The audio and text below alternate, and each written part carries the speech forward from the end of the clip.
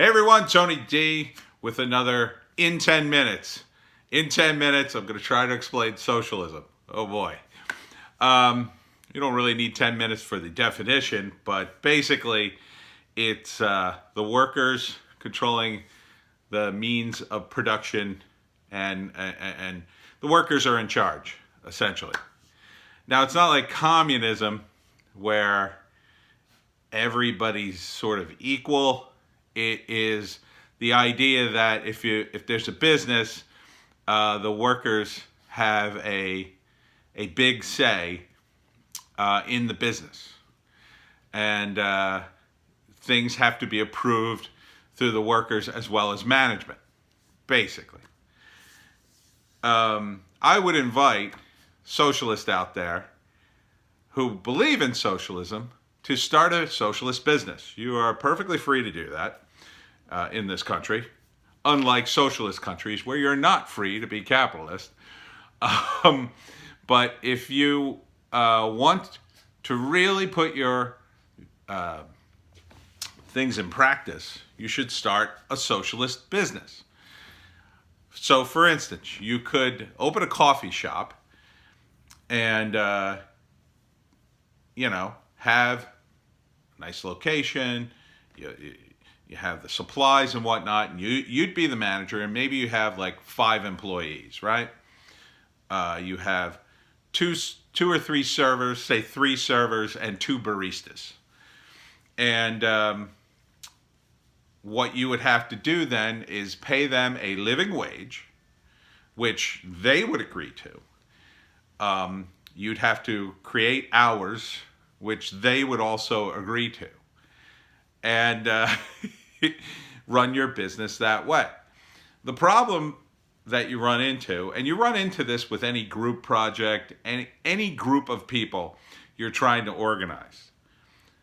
When you organize for the group, there are always people who impose upon everybody else, right? So in the coffee shop example, you're probably going to have an employee who has a kid or a sick dog or both or a sick mom or whatever, and they're constantly using that as an excuse to get time off. They're constantly saying, well, it's not my fault. I have to leave early today because my kid has a thing. And people who want to be liked, want to be a nice guy boss, they'll put up with that for years sometimes. And I've seen it. I've seen bosses where workers will just take advantage of them endlessly. And it's not that they're evil workers who are trying to get the boss. They're just weak-willed people who believe they have no control over their lives. And because they have things to do in their life, rather than make the sacrifice for themselves, they put it on everybody around them. And if you've been a boss or you've been a manager, you know exactly what I'm talking about. You have workers who just, I can't today. I can't come in. I have to go out. And they just constantly make their problems your problems. See, that's not right. And in the world of capitalism, you fire people like that. Or you give them a couple warnings and then you fire them. You say, listen, I can't keep doing this. You got to come to work or get another job. But socialist organizations, if the rest of the workers decide, no, you have to accommodate us. And you have to, they'll probably side with the worker because they want to be accommodated too. But where is the accommodation line is the question. See, in capitalism, it's all about money, so you can accommodate people all you want as long as you're still making a profit, right? Like, I've worked for people, as long as you've done your work, they really don't care what you do. They really don't care, how much time you take off.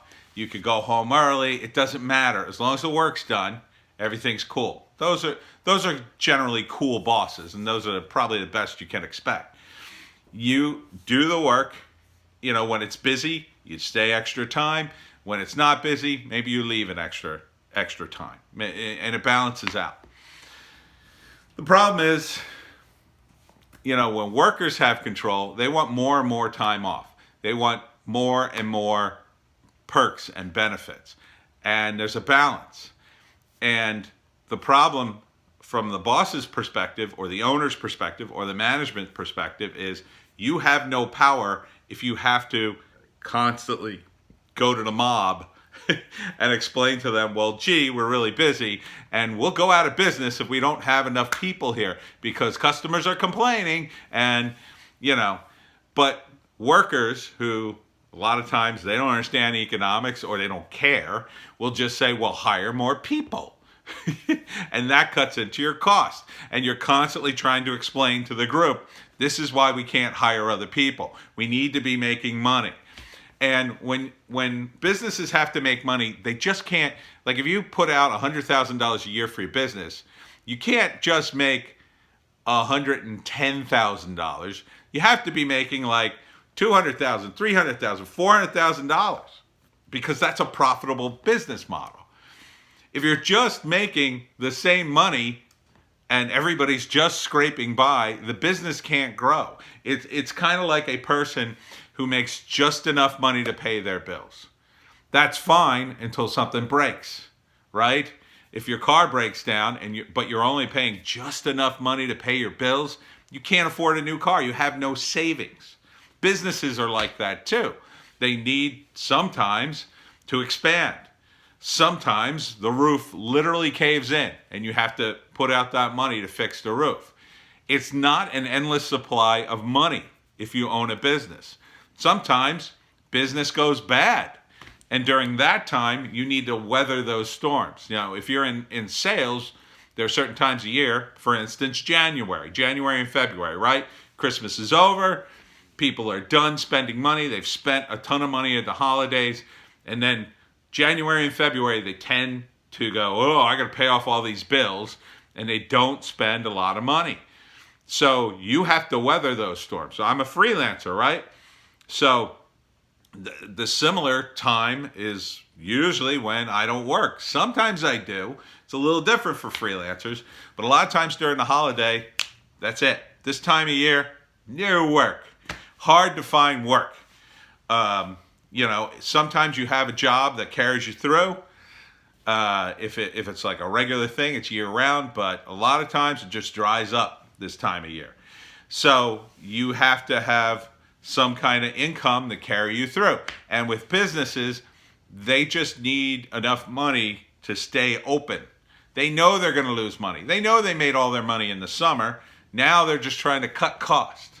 And yes, there are capitalists who, during that time of year, they fire everybody, or they fire a bunch of people and they hire them back later. But for some people, that works, right? For some people, they only want to work certain times of the year. Some people are in college. They can only work during the summertime when you're busy, which works out great for some businesses. Doesn't work out for everybody. But when you're in a socialist system and the workers are constantly making all these demands, just dealing with a pregnant employee, if you're a small business, you got to pay. You're going to give. Imagine being in a business. You hire a woman.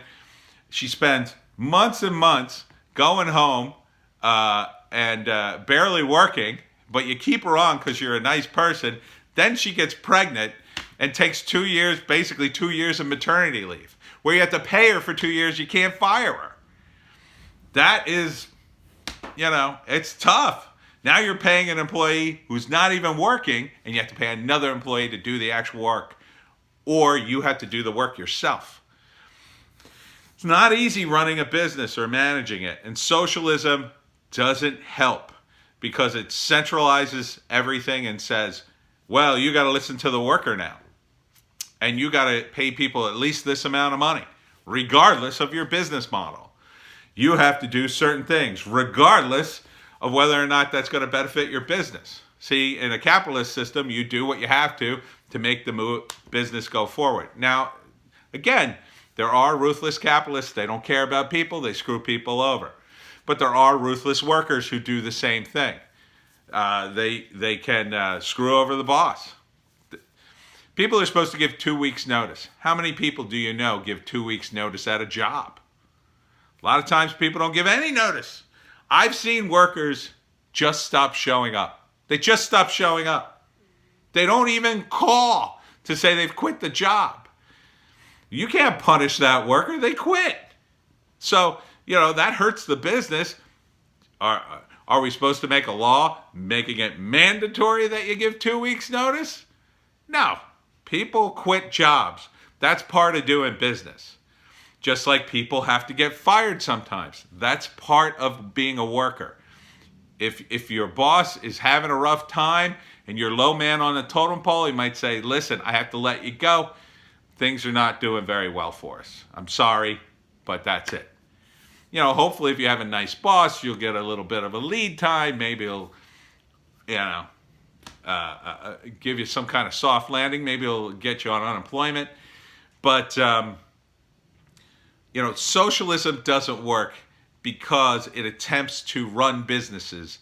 And every business is different. Every business model is different. And some fail and some don't. They don't all make millions of dollars. And socialism doesn't account for all those variables. It can't. And the workers can't account for all the variables. They can't. They're just workers. The guy who sweeps up in your warehouse is not a guy you want being management in the warehouse necessarily. Oh, maybe he's going to college. Maybe he's not a smart guy. But there's a reason he's probably sweeping up. He maybe he's not ready to be management yet. Or maybe he doesn't want to. So not every worker knows what's best for the company. And if the company goes out of business, everyone loses their job. So if you've got a guy who's a ruthless capitalist, like Trump, and he's running your business, even though he's kind of ruthless, if you and your friends and your coworkers are all making money, do you really care? If he hasn't hurt anybody, if the business is doing well, no one's getting hurt, once in a while somebody gets fired, do you really care? That's taking care of people. Socialism doesn't do that. It forces people to do all these things that, is against the business. And it just puts more hurdles up, and it makes people less likely to do business. They'll do business on the sly. They'll start their businesses essentially on the black market. They'll start them underground, off the radar, because they have to. I run the webcomic factory, and I pay artists what I can, but the site doesn't make millions of dollars. It hardly makes any money. So those guys are worth, I wish I could pay them millions of dollars. They're worth so much more, but I can't pay them. And I tell them that. I'm totally upfront with that. I show them what the site makes every 3 months, and I'm very upfront about that. Now, some people aren't. They bamboozle people. But, if the business doesn't make money,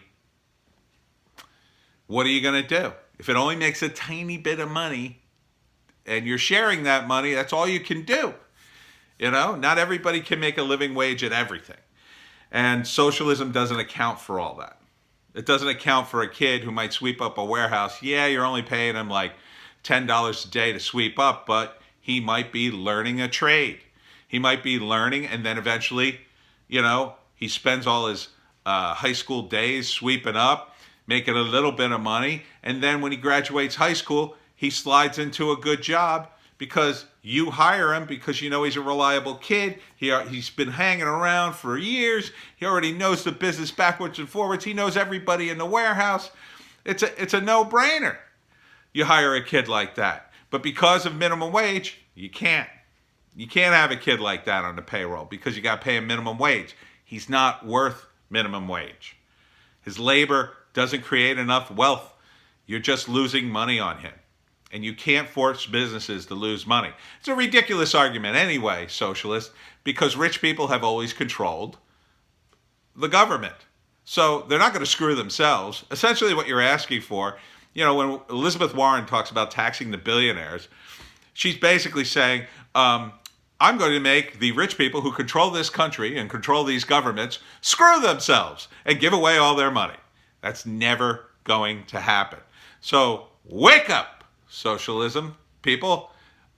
Socialism's not going to happen. It's not going to happen in the United States. That's why socialist regimes become incredibly violent, because the people who have the money don't want to give it away, and they got money to buy guards and guns, and they'll fight you tooth and nail. So good luck with that. I'm poor, and I don't want to be socialist, but I understand why poor people glom on to socialism, because they think, oh, this will solve all my problems. I'm gonna get paid, and I'll have a job, and I'll have a place to live, and I won't have to worry about things. No, you're gonna have to worry about other things, like dying and starving. Please see Venezuela, socialist. See that. And please do not come back with socialism hasn't really been tried.